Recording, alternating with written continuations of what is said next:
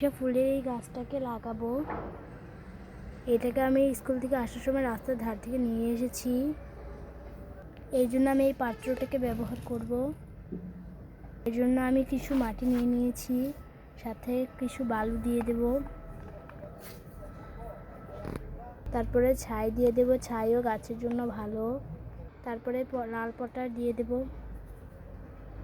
তারপরে গোবরের সার দিয়ে দেব, তারপরে হলুদ গুঁড়ো দিয়ে দেব যাতে গাছে ফাঙ্গাস অ্যাটাক না করে। তারপর মাটিটা মিক্স করব।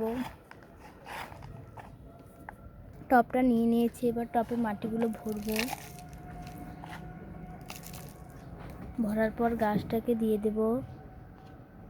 এবার মাটি দিয়ে গাছটাকে ভালো করে বসিয়ে দেব। গাছটাকে বসানো শেষ। এবার গাছের গোড়ায় পানি দিয়ে দিব। বেশ পরিমাণ পানি দিয়ে দেবো, কারণ গাছটা নুতিয়ে পড়েছে। পরবর্তীতে আপডেট দেবো গাছটা হয়েছে কিনা। আর দেখো গাছে কত সুন্দর ফুল ফুটে আছে, আর গাছে কড়িও আছে। আমার সরিষা ফুল ভালো লাগে, তাই আমি এটা চারা লাগাচ্ছি। আর তোমাদের আমার এই ভিডিওটা ভালো লাগে জানিও।